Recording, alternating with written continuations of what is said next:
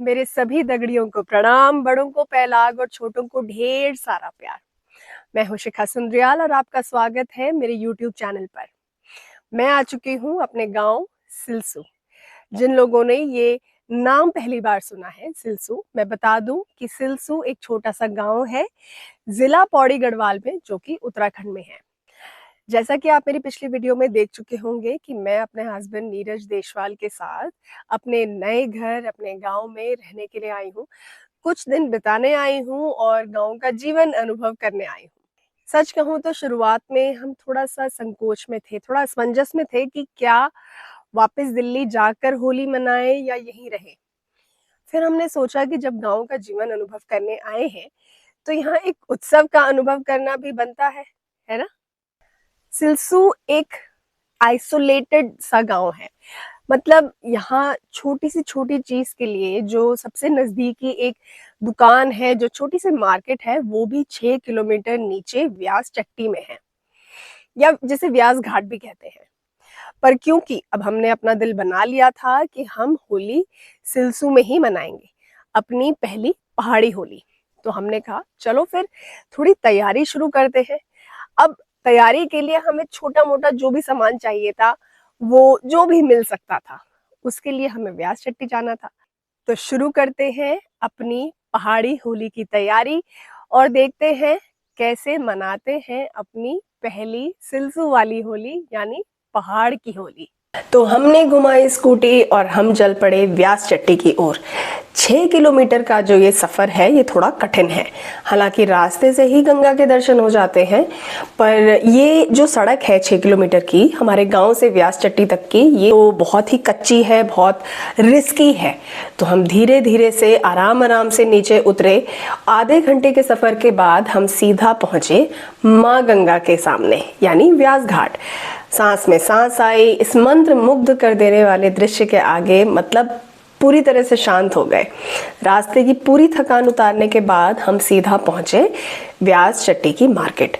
यहाँ इस मार्केट में करीब 3-4 दुकानें ही हैं, पर जो भी हमारी ज़रूरत का सामान है वो हमें करीब करीब यहाँ मिल गया।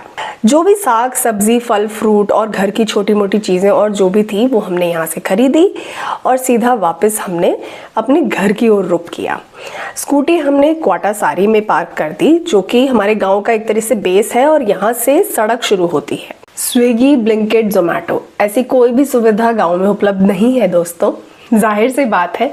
तो ऐसे में छोटी से छोटी चीज़ के लिए, चाहे दूध दही ब्रेड जैसी चीज़ के लिए भी 3 से 4 घंटे का सफ़र तय करना पड़ता है। खैर, पूरा सफ़र तय करने के बाद हम फाइनली घर पहुँचे और हमने अपने सामान का ब्यौरा किया। पर अरे, घिया तो भूल ही गए, चलो अगली बार उठा लेंगे। अब शाम होने पर मैंने प्लान बनाया कि फटाफट दही वड़े बनाए जाएं, जिनके लिए दालें मैंने पहले से ही भिगो रखी थी। अब दालों को पीसने के बाद आधे घंटे तक मैंने उन्हें खूब बढ़िया तरीके से फेंटा और उसके बाद आए फ्राइंग एक्सपर्ट नीरज देशवाल, जिन्होंने अपने हुनर का बेहतरीन प्रदर्शन करते हुए बहुत ही बढ़िया दही वड़े तले।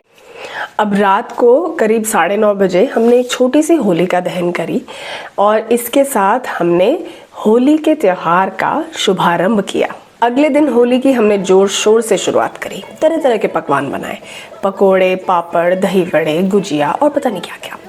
ये जो रंग देख रहे हैं ये हम कल व्यास चट्टी से ही लेकर आए थे। सामने पहाड़ों के बीच हमने इस रंगारंग कार्यक्रम का शुभारंभ किया। अब हमने सोचा क्योंकि हमारी ये गांव में पहली होली है तो क्यों ना शुरुआत मंदिर से करी जाए। तो हम चल पड़े माँ भगवती के मंदिर की ओर, जो कि गांव की बिल्कुल चोटी पे है, सबसे ऊपर।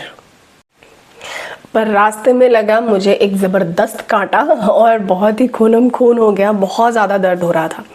पर नीरज के प्रोत्साहन के साथ मैं फिर दोबारा उठी। आगे चलकर हमें रास्ते में दिखा ये राजकीय प्राथमिक विद्यालय सिलसू। अब इस स्कूल की हालत आप देख सकते हैं, बिल्कुल खंडर हो रखी है। लेकिन मैं बता दूं कि एक समय में स्कूल में बहुत सारे बच्चे पढ़ा करते थे। पर होता क्या है, समय के साथ बेहतर अवसरों के लिए, सुख सुविधाओं के लिए या नौकरी रोजगार के लिए लोग छोटे बड़े शहर चले जाते हैं, साथ में उनके परिवार, उनके बच्चे भी चले जाते हैं। तो जब गांव ही खाली हो जाएगा तो स्कूल में पढ़ेगा कौन? जाहिर सी बात है स्कूल का यही हाल होगा।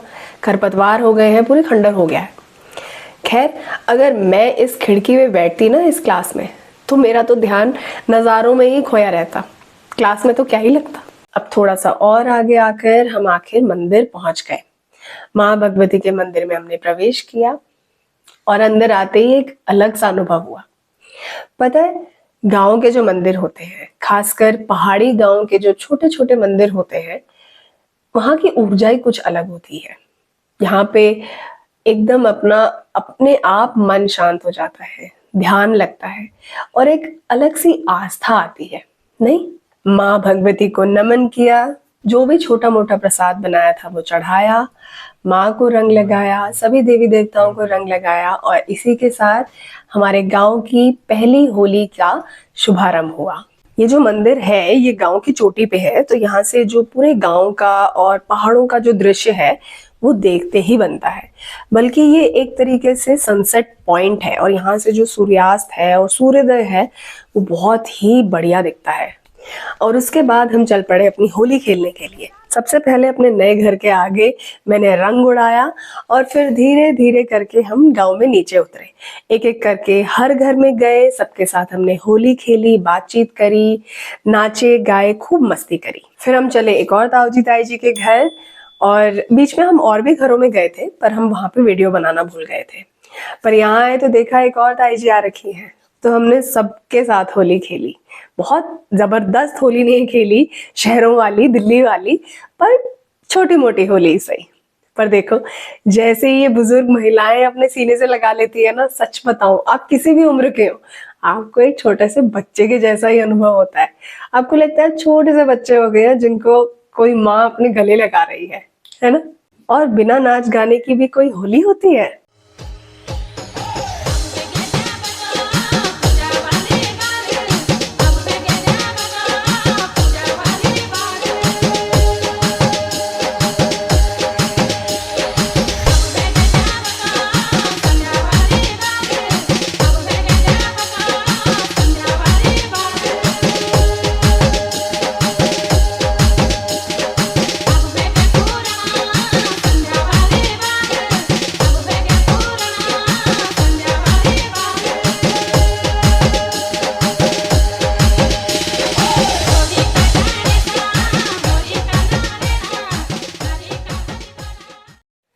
आखिर में ताऊ जी को रंग लगाने के बाद हम आगे बढ़े अगले घर में, और ये भी हमारी एक तरीके की छोटी सासू माँ है। पता है, गाँव का ना यही एक दिलचस्प पहलू है। इंसान आपसे छोटा हो या बड़ा, फर्क नहीं पड़ता, हर इंसान का आपके साथ रिश्ता है। आखिर में हमारे चौक में और यहाँ पे सिलसु देवता के मंदिर में हमने रंग चढ़ाया।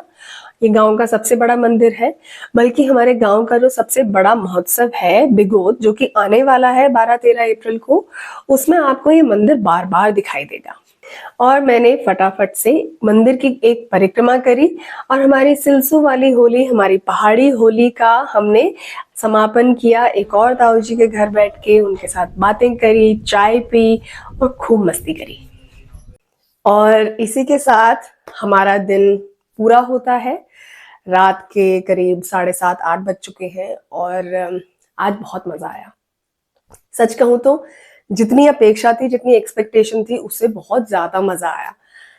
हमें ऐसा लग रहा था और हमें ऐसा बताया भी गया था कि सिलसू में होली इतना इतना कोई मनाता नहीं है, पर उसका सबसे बड़ा कारण ये है कि यहाँ पे कोई बच्चा नहीं है, कोई जवान नहीं है, हमारा हम उम्र यहाँ पे है नहीं, तो कोई पहल करने वाला नहीं है। बड़े बूढ़े कितना ऊपर नीचे करेंगे, कितना खेलेंगे कूदेंगे, है ना? तो हम पूरी तैयारी करके बैठे थे सवेरे से। हमने थोड़ा इंतजार भी किया, एक दो लोग आए गए भी, पर फिर हमने सोचा कि हम यहाँ आए हैं और हम जवान हैं तो हम पहल करेंगे। तो इसीलिए हम चल पड़े अपने मंदिर से लेके, गांव की चोटी से लेके नीचे गांव के अंतिम घर तक हम गए। एक एक घर में गए, बहुत मजा आया। सबने बहुत उत्साह के साथ, बहुत ही प्रेम के साथ गले लगाया, होली मनाई, रंग लगाया, नाचे गाए, खाए पिए। और जब हम वापस आए तो हम इतने खुश थे कि हमारी जो होली का जो अनुभव है, पहाड़ों की होली का एक अनुभव है, बहुत ही अच्छा लगा। बहुत ही अच्छा रहा। मतलब इसी बहाने हम हर घर में जाके हर एक इंसान से मिल पाए, उसके बारे में जान पाए, उस इंसान के साथ हमारा क्या रिश्ता है वो जान पाए। तो एक अच्छा सोशलाइज करने का एक बहुत ही अच्छा अवसर था हमारे पास। और क्योंकि हमारी जो होली की तैयारी है वो पिछले 2 दिन से चल रही है, खास करके कल और आज बहुत ही हेक्टिक रहे हैं, बहुत ज़्यादा काम रहा है और अब हम बहुत थक गए हैं। आज हमने छुट्टी ले रखी थी, आज हमने कोई काम नहीं किया।